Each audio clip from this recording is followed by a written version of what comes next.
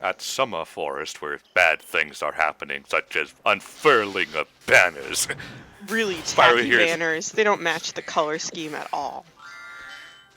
Yes, it's Spyro's turn to run around the overworld, which also has gems and other things to collect.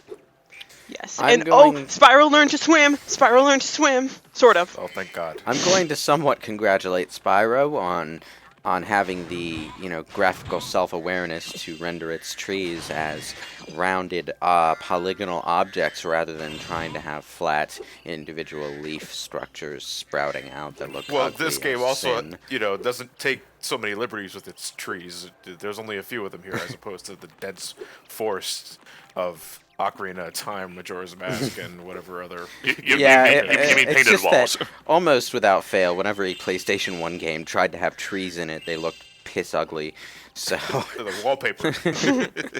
well, yeah, wallpaper. sometimes they were wallpaper, and sometimes they tried to get ambitious with them, and just it didn't work. They didn't have the graphical ability to do that.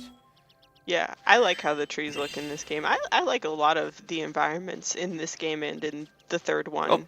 The nice part is that it's fantasy, so you can get away with over-exaggerated weird things. This is Yeah. also very late in the PlayStation's life cycle, because the PS2 is only a year or two out from this point, so people knew what they were doing. And thankfully, from what I remember playing of this, because I did actually play this one, yay me. My hands only burned a Ted, little. pick up a PlayStation controller. My hands only burned a little bit by touching the DualShock. But anyway, Just gotta wrap it a lot of late games in a console's life cycle will try to do a lot of fancy things with the hardware, and they can pull them off, but only at the expense of the system chugging. Like, if you ever play Kirby's Adventure on the original NES, like, the game looks great for the system, but it also runs at, like, 4 frames per second sometimes. Banjo Tooie, anyone? Yeah. That... Anything from Rare in the N64? No, anyone? Banjo Kazooie. Don't just limit it to No, Banjo. Banjo Tooie is particularly harsh when it comes to the frame rate, but Banjo Kazooie runs pretty smoothly. Actually, I couldn't say for either Donkey Kong 64 or Conker because I haven't played those, but Conker runs like shit. Conker runs like. Donkey Kong 64 barely runs at all. You want to know what Sounds like the a funny great thing Donkey about? Kong. You want to know what the funny thing about Donkey Kong 64 is? So that game came packaged in with the Nintendo 64 expansion pack. Expansion pack. But the funny thing, and they had they don't know why it works. yeah, they don't. It just does. Yeah, there was some sort of bug that caused the game to crash that it wouldn't crash if you had the expansion pack in there. They don't know why. So it cost Nintendo a shitload of money to package the expansion pack with every copy of Donkey Kong 64. I just find that Oh my hilarious. gosh. Oh man. It was So probably a memory leak. maybe they Hard to say because I don't think they've figured it out yet. No, they don't. Nobody knows. Well, if adding more memory fixed the problem, it was probably something related to memory. That'll forever be a mystery. Next week on the X-Files. Which sounds like Microsoft sponsored when you say it nowadays, but So you, Catherine, remind me. You can do the levels in pretty much any order once you get to a hub, world. right? Sort of. So, in this game, there's 3 abilities that Spyro can learn, all of which are kept in the next game. He can swim on the surface of water naturally, but you have to pay, and you have to pay Moneybags for these abilities. The first one is the ability to dive and swim underwater. The second one is to climb ladders, but not to Climb climb ladders faster. faster. That's not an ability. Oh. Sorry, he's not a robot. sounds like a waste of time. And to headbutt large rocks. So initially in the home world, I would say about half the levels are locked behind things that you need those power-ups to get to. So for example, there's like 3 or 4 levels that I have to get through by swimming under that large pond. So I'm going to have to pay Moneybags for the ability before I can access those levels. So the first level I'm going to do, I believe, is Colossus, because that's a level that I can get 100% without needing to swim, because I won't have enough money right away to pay Moneybags for the ability. If I Jesus did Christ. Idle Springs Progression first, locked by pushing rocks and swimming. Even Spyro is limited by gems. yeah. Also, Oh my Hunter, gosh. if our goal is to Headbutt. collect these orbs, why are you holding on to one? Dude, he No. has like 10 of those throughout the game. It's ridiculous. Not to mention, he's teaching you how to glide and hover. Where are your wings, dude? That's what I want to know. She gets them later. He's a backseat gamer. Fuck him. That reminds me. That reminds me of the asshole in Super Mario Sunshine who sells Hello, you my dear certain boy. stripes. Nothing will be as bad as nothing will be as bad as that guy though. He has like 20 of them. He has 24 of them. I like how Moneybags is trying to like sell us abilities. Like he just got thrown 50. He just fell 50 feet, getting thrown out of that castle. Like, aren't there more important things? Money. There's nothing more important than money, Catherine. Got to have it. I guess. I don't know what the gems buy in this world, but they're pretty. Yeah, Moneybags is the only one who takes them as currency. So. Oh, I love these little cutscenes at the beginning of the levels, though. They're These cute. cutscenes are amazing. These are something they didn't have in the third game, like intro and outro cutscenes. But I really like them in this game. They're pretty funny. So yeah, every level in the game, basically there's a problem, and most of the people in that level are just like, oh, We're not I don't know capable of what to doing do." anything that's standing So here. Spyro's got to deal with it. I have no Yes, idea. the dragonfly steal your HP? Mia? Yes. Yes. Yep. It's exactly the same as the last game. Gold is full. Take one hit and he's blue. Take 2 hits and he's green. And one more hit and he's gone. And Spyro will die if he's hit again. And if he's yeah, gone, I you think- can't. He won't pick up Yeah. gems near you. So you gotta Yep. pick them up yourself. You have to pick 'em up like a manually. Yep. loser. This was around the very early advent of, hey, we need to make games with as minimalistic heads-up displays as we can, and Oh, I remember. some games did that nice. I remember- It Others did worked really nice. well. So. I remember when Dead Space came out. That was something people were like, "There's no heads-up display. It's on your back, your health. Oh my gosh, it's so good." HUD, where's the HUD? Well, it's like, Yeah, and no one stops to question how a health meter on the back of a person's suit could possibly be useful to them as the person in the game.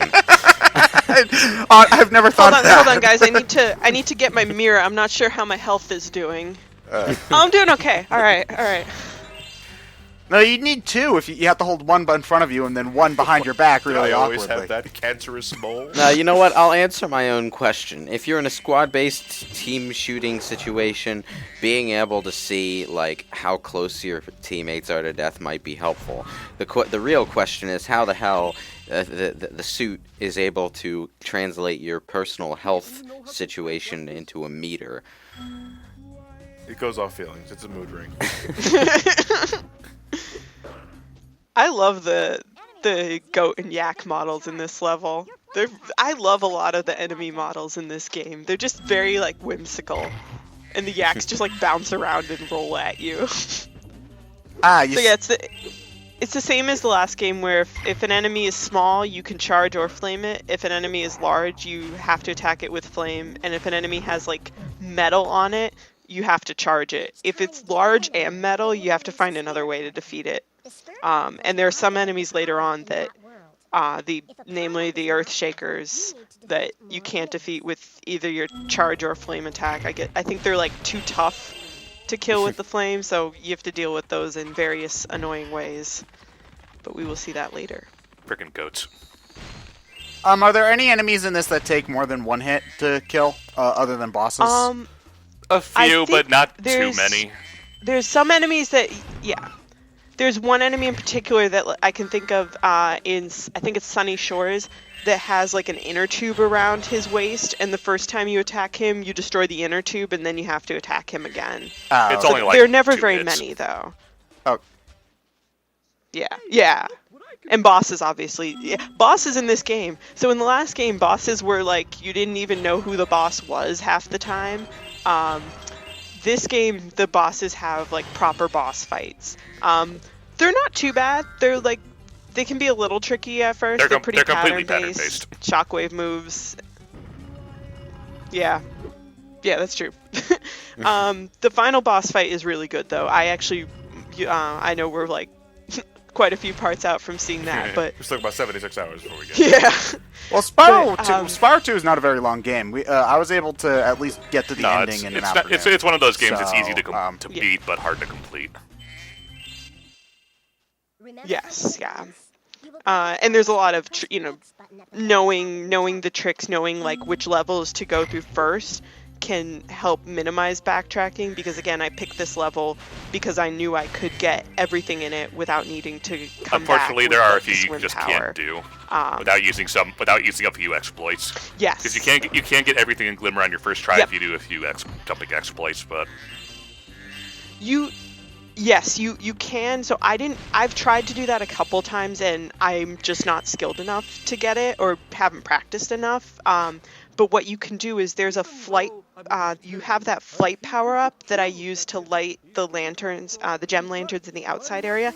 If you're really good, you can use that flight, you have to be really fast. Use that flight power up to go into the cave and skip the ladder that you normally need to access a second flight power-up, and then you can use that flight power-up to light the lanterns inside the cave and get all the gems and the orb for lighting the lanterns on your first try. So you can 100% Glimmer on your first try, but when I tried it in a practice playthrough, I couldn't do it, and I just didn't feel like spending the time to figure out the trick when I played the game my first time, I never used the trick. I didn't even know you could do that, so. Okay, I like how there was such a build-up to that Yeti. Oh, and yeah. It just wound up killing itself. Yeah. Oh no, Spring Mario! It's a Oh jump wait, pad. no, it's just a gate. No, Spring Dragon. Yes. So was that door that appeared an exit? Yep, Okay. that's how you I get think back you can to still do the exit home course world. trick, though. You can, yeah. Do you keep I just everything you like to collect go if you do that? Yes, yep. Okay. I just like to go through the door, like a proper person, But it's so not much just faster. teleport out. Hey, if I had the ability to teleport out of my house instead of having to walk all the way downstairs, I'd do it. It's very Gex. Reminds me of where you can complete an objective and you get the remote, but you don't necessarily have to take the remote right then and there. You can still explore the level. Yeah, you can, but you can't get that specific remote without taking that specific exit. So, Well, more accurately, whenever I wanted to go after a silver remote. Yeah. For collecting enough shit. If I didn't get my quota at that point, then I'm not going for that red remote just yet. Yeah, but that's really the only flexibility it gives you, unfortunately. But it's tail time. What? That game's A lot of things from the PlayStation 1 and N64 area are dated. Well, mostly the Crash Bandicoot's Dance, but timeless. that will never get old. No, it will not. So you're saying that if I locked you in a room, opened your eyes Clockwork Orange style, and made you watch Crash Dance for 10 straight hours, you wouldn't mind?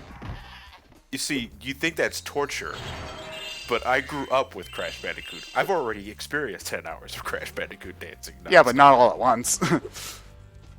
I'm pretty sure if I count all the times I've played Crash Bandicoot, it'd be over 10 hours. Not all at once, I think And it's been there, done that. Okay, you're weird. Excuse us for playing other games, Ted. Well, I'm again heading into the commentary as a Spyro newbie. I was more in line with Crash Bandicoot than Spyro the Dragon, even though I have played a good chunk of the first Spyro.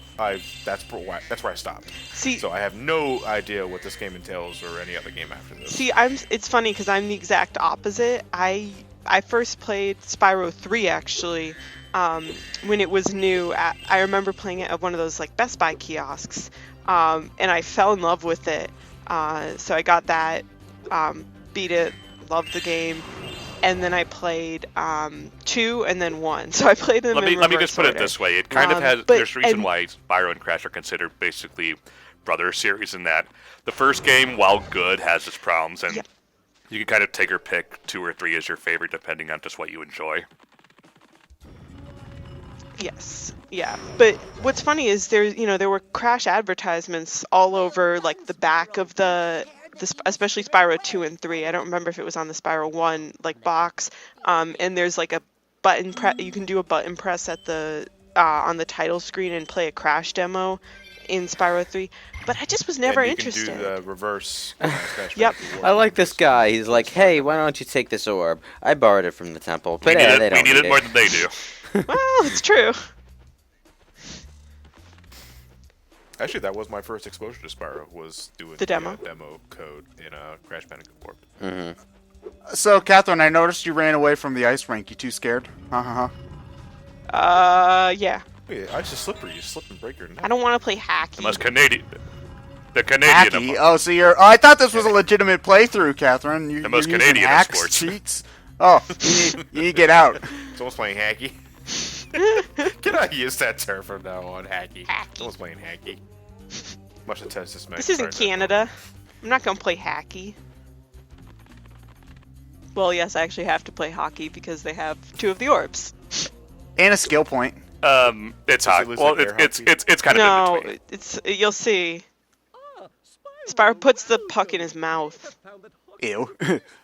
Yeah. Well, it's cheating. You can't hold on to the. Oh, Catherine, I'd like to they point out- find that hockey is a peaceful and calming sport. Really, because I find I rage every time I have to play this minigame. Oh, difficulty's there, only like- 2 stars. You shouldn't have any problem. Okay, the first one is not that Isn't bad. there like almost a minimum No. of 1 fight per match? It is very. It's still very No. shove everyone into the side. So So ice physics, you can't jump, and you slide.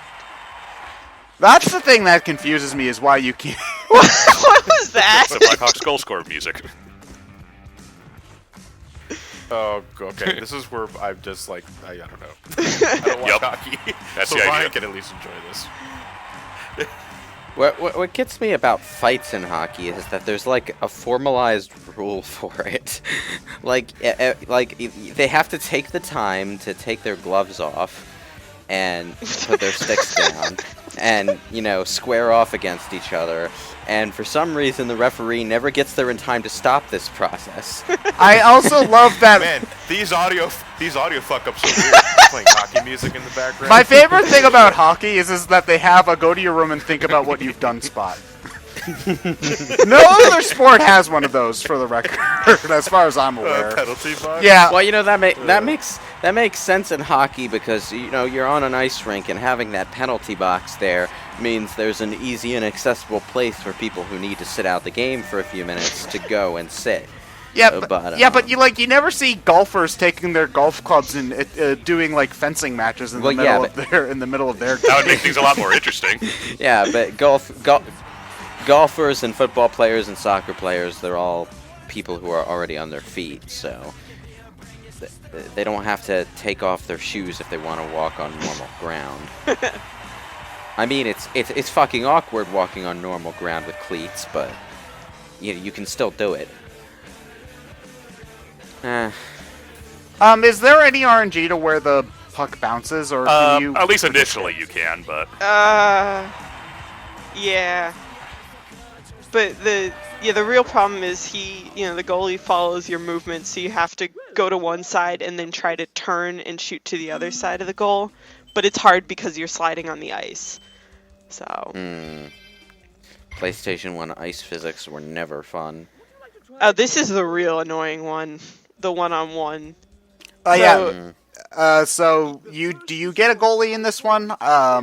You do. Your goalie is really awful. I swear he almost never blocks the puck if the opponent player shoots it. If it accidentally bounces over to your side, like it did just now, because I'm the blue goal. If it accidentally bounces over to your side, he'll block it.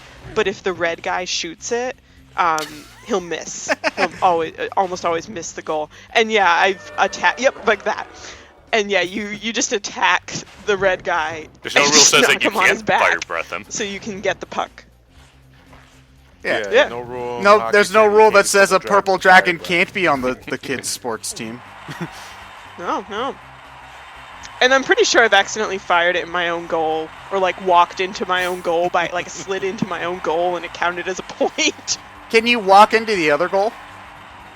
The goalie will push you away. Yeah, You clearly shot that past him, for the record. Yeah, well, The game didn't think so. At least there's no time limit for this one, because you can take your time, and just, as long as you. So the skill point for this one is get a shutout, get 5 points, and the other guy doesn't get any. And that's actually much easier when you 100% this game. You get a super flame power up, which allows you to shoot a fireball. Which you'll see the super flame as a limited power up in other levels.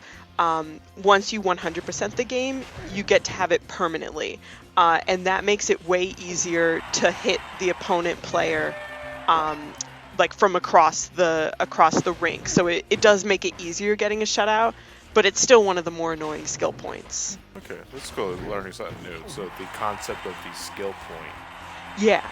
was a holdover from Spyro. Yes. When Insomniac was making Ratchet and Clank. Absolutely. Yep, they're in Spyro 2 and 3. They're not in Spyro 1, and then they kept them for the Ratchet and Clank series.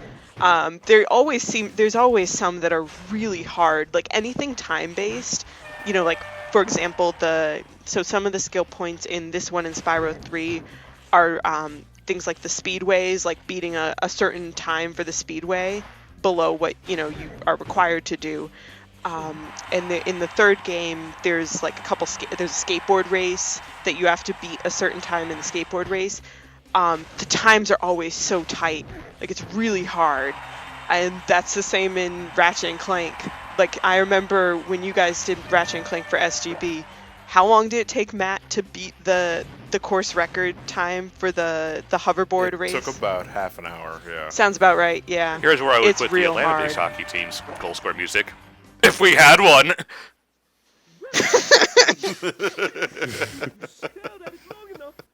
Do you play Not hockey anymore. in Atlanta? Well, it's just like Is it? the Atlanta hockey team makes about as much sense to me as the. Well, there's a hockey team in Arizona. So. Yeah, well, Arizona's cooler than Atlanta. It's a freaking though. desert. Let's be real. Oh, I meant No. cooler metaphorically, like less. Yeah, but it's lame. dry heat. Yeah. Oh, yeah. Outro cutscene. It's like, I wasn't sure if that was going to part or not. We can What, are fly. these guys pigs? Oh, look at By the way, people in Jeff. this- He's bad at singing. people in this land Why are are we helping them jerks. Money? Because Spyro just wants So to go on vacation. You're under no obligation to help these Yeah, people. that's. He can't find the portal to Dragon Shores. Yeah, they blew it. Ripto blew it up. I think, Eh. if I remember correctly. Ripto blew up his way to go home. Jerk.